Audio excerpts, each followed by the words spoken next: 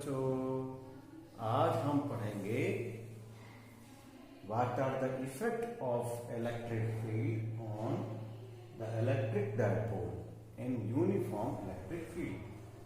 For this, first of all, we consider here is this is an electric field, uniform electric field. आप सभी जानते होंगे कि uniform electric field क्या होता है.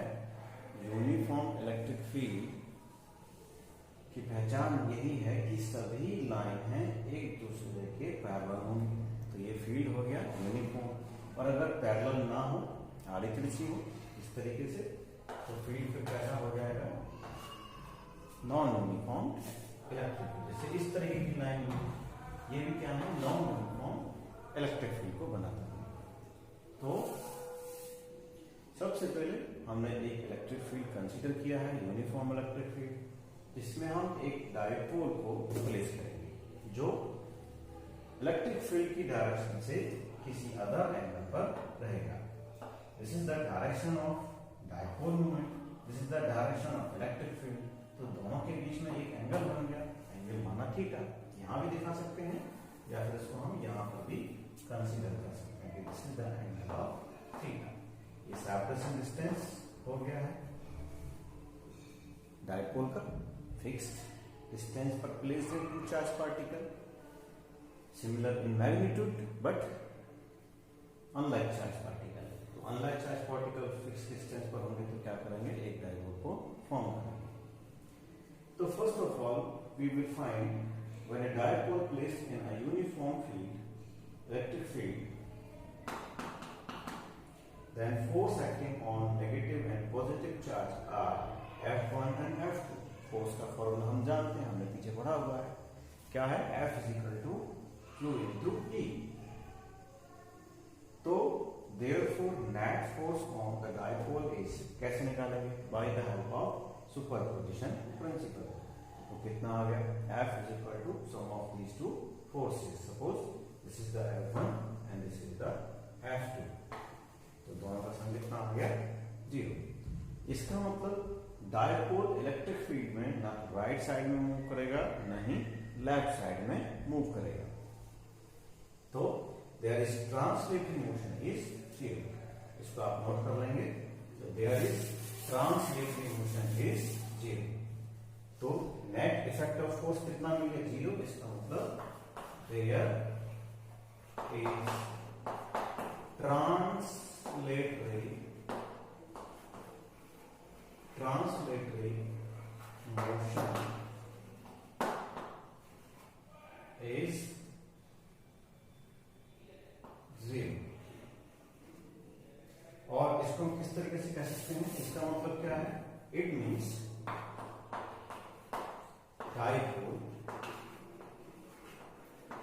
Not moving, dipole neither moving right nor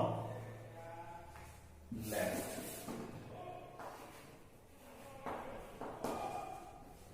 मेरी बात आपको समझ में आ गई. एक डायपोल है जिसको यूनिफॉर्म इलेक्ट्रिक फील्ड में रखा है. क्या किया है, उस पर हमने फोर्स का इफेक्ट फाइंड किया है due to the electric field, uniform electric field. तो these two forces F1 F2, क्या किया हमने, दोनों फोर्सेस का नेट फोर्स निकाला, दोनों को जोड़ दिया सुपरपोजिशन प्रिंसिपल की हेल्प से, और रिजल्ट में क्या मिल गया हमको, net effect is 0. It means the dipole का जो मोशन है आइदर लेफ्ट और राइट क्या होगा, 0 मोशन होगा, कोई मोशन नहीं होगा. It is stable in this position.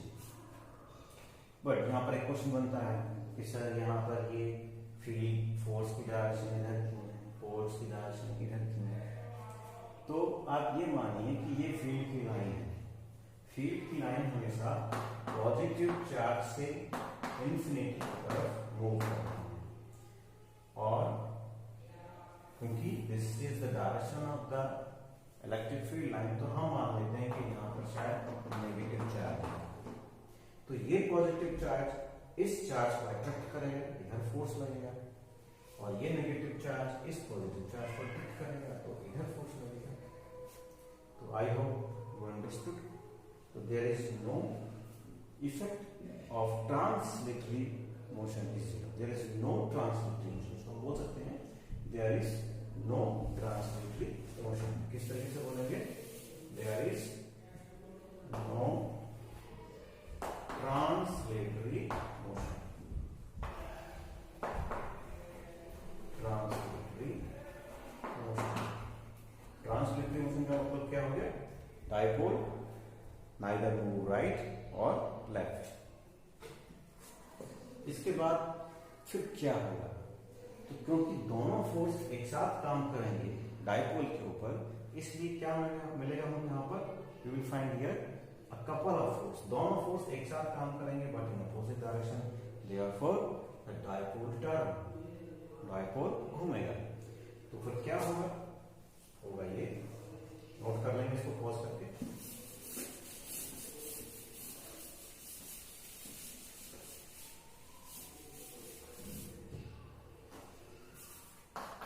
Due to a couple of force, couple का मतलब दो फोर्स पेयर में एक साथ काम करेंगे। Due to a couple of force F1 and F2,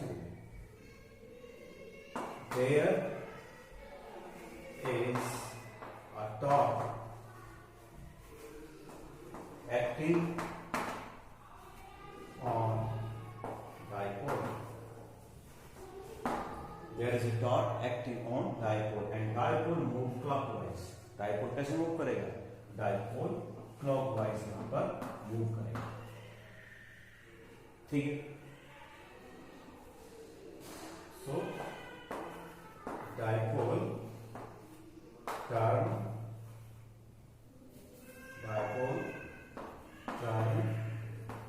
clockwise।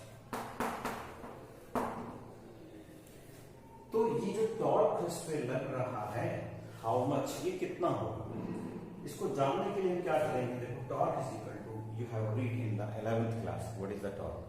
तो टॉर्क इज इक्वल टू क्या है? Torque is equal to force into perpendicular distance, perpendicular distance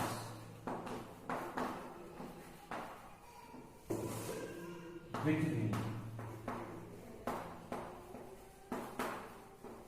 the force F1 and F2। Torque क्या होगा? टॉर्क होगा either force, दोनों में से कोई सा भी एक force, and the perpendicular distance between the force. तो परपेंडिकुलर डिस्टेंस क्या होगी? तो ये फोर्स है, तो आएगा। ठीक, यहां पर एक फोर्स लग रहा है। ठीक है, तो इन दोनों की परपेंडिकुलर डिस्टेंस को हम निकालना चाहते हैं, तो हम क्या करेंगे? इस चार्ज पार्टिकल से एक हॉरिजॉन्टल लाइन ड्रॉ करेंगे और इस चार्ज पार्टिकल से एक वर्टिकल लाइन ड्रॉ करेंगे। इसको नाम देंगे हम ए, ये नाम हो गया बी, इसको नाम देंगे हम सी। और क्योंकि ये एंगल थीटा है, तो ये एंगल भी कितना हो जाएगा? This is also theta. ये एंगल भी कितना हो जाएगा? ये एंगल भी थीटा हो जाएगा। कितना हो जाएगा? थीटा हो जाएगा। तो in this case we want to find out the perpendicular distance between this force. इन दोनों फोर्स के बीच की परपेंडिकुलर डिस्टेंस निकालेंगे। अगर ये एंगल थीटा है तो क्या होगा? परपेंडिकुलर हो गया या हाइपोटेन्यूज हो गया। तो कैसे करेंगे perpendicular distance? How to find perpendicular distance? तो in triangle ABC sin theta is equal to BC upon AB, as you know, perpendicular upon hypotenuse. So BC is equal to AB sin theta. This is equation number 3, and we know that the equation number 2. Equation number 2 क्या है याद है? Yes, torque is equal to force into BC. This is equation number 2. अगर नहीं लिखा तो इसको note कर लेंगे पीछे से। So from equation 2 and 3, equation 2 और 3 से हम क्या करेंगे, डीसी की वैल्यू सब्स्टिट्यूट करेंगे इन दिस इक्वेशन 2। तो torque is equal to F, DC हो गया ए बी, और A B is what, A B is 2a, A B क्या हो जाएगा, ए बी हो जाएगा 2a sin theta. Okay, what is the value of F, force? There is two value, minus QE and plus QE, but we left the plus or minus, we consider only the magnitude, because the force exert on the both charged particle are same but in opposite direction. Magnitude दोनों का same रहेगा, इसलिए torque is equal to क्या मिलेगा हमको, QE into QA sin theta, और torque is equal to हो जाएगा 2QA E sin theta. This will give us, ये हमको क्या देगा, this is the dipole moment, you know that dipole moment E sin theta, और इन वेक्टर फॉर्म कैसे लिखेंगे हम इसको, dipole moment vector cross product E। This is equation number 4। This is the vector form of the torque acting on the dipole when placed in the uniform electric field। Okay, so यहाँ आपको एक चीज बहुत clear समझ में आनी चाहिए, torque क्या है, एक वेक्टर क्वांटिटी है, और क्योंकि ये वेक्टर प्रोडक्ट है टू फिजिकल क्वांटिटी का, इसका मतलब ये हो गया इस टॉर्क की डायरेक्शन उस प्लेन के परपेंडिकुलर होगी जिसमें डायपोल मोमेंट और इलेक्ट्रिक फील्ड दोनों एग्जिस्ट करेंगे, और इसकी डायरेक्शन आप फाइंड आउट कर सकते हैं with the help of screw rule या राइट हैंड थंब रूल। इसके बाद हम फाइंड करेंगे कुछ स्पेशल केस, ये आप नोट डाउन कर लेंगे, नहीं किया है तो पॉज करके इसको नोट डाउन करें।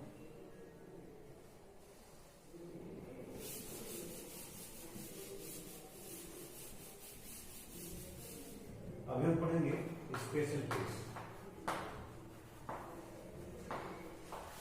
ये जो टॉपिक मैं आपको पढ़ा रहा हूँ, torque on the dipole, it is very important topic, और समटाइम ये एग्जाम में आता रहता है, बोर्ड में दृष्टिकोण के साथ होना चाहिए।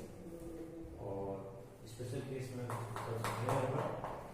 If theta is equal to 0, अगर इलेक्ट्रिक फील्ड की ही डायरेक्शन में डायपोल को रख दिया जाए, अगर दोनों के बीच में एंगल 0 हो जाए तो टॉर्क क्या होगा, टॉर्क इज इक्वल टू कितना होता है, dipole moment E sin theta.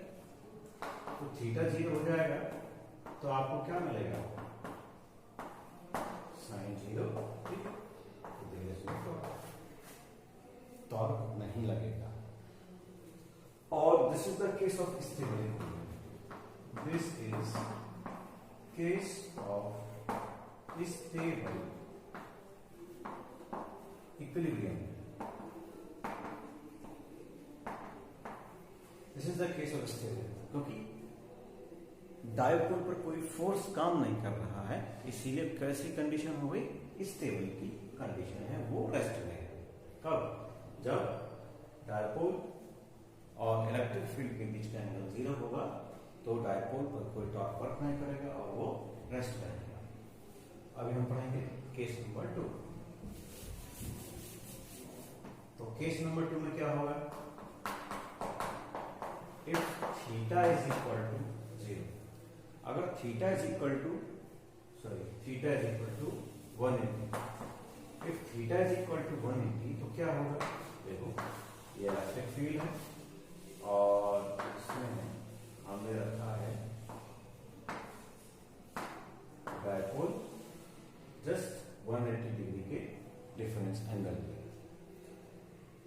तो आपको बहुत क्लियर समझ में आना चाहिए, यहाँ पॉजिटिव चार्ज इस पॉजिटिव चार्ज को पुश करेगा, यहाँ नेगेटिव चार्ज इस नेगेटिव चार्ज को पुश करेगा, तो इस पर एक टॉर्क लगेगा और वो टॉर्क ऐसा होगा कि इसको 180 डिग्री एंगल पर घुमा देगा। तो अगर डायपोल और इलेक्ट्रिक फील्ड के बीच में 180 डिग्री का एंगल होगा तो डायपोल हमारा 180 डिग्री रोटेट होगा और रेस्ट में आ जाएगा। Basically this is the case of the unstable condition. कौन सा केस होगा? अनस्टेबल कंडीशन का ये केस होगा। तो यहाँ डॉट क्या मिलेगा आपको? आगे जीरो मिलेगा। Dipole rotate about 180 degree. This is the case of unstable condition. Unstable condition का यहाँ पर ये केस बनता है। इसको आप नोट डाउन करेंगे। और इसके बाद में एक लास्ट केस है जिसमें हम पढ़ते हैं कि when the value of dipole when the value of torque on the dipole is maximum. तो केस थर्ड है when theta is equal to 90 when torque is equal to PE sin 90 और ये कितना हो जाएगा? Maximum value of torque. तो torque maximum कब मिलेगा? जब दोनों ही डायपोल के साथ कैसे होंगे? जब इलेक्ट्रिक फील्ड डायपोल के साथ राइट एंगल पर होगा, जब इलेक्ट्रिक फील्ड डायपोल के साथ राइट एंगल पर होगा तो उसके केस में आपको क्या देखने को मिलेगा? मैक्सिमम टॉर्क यहाँ आपको देखने को फिर मिलेगा। तो इस तरीके से आप इसको कर लेंगे कंप्लीट। आई होप कि आपको समझ में आ गया होगा। तो अगर आपको वीडियो समझ में आ गया हो, अच्छा लगा हो तो वीडियो को लाइक करें, शेयर करें और चैनल को सब्सक्राइब करें। Thank you.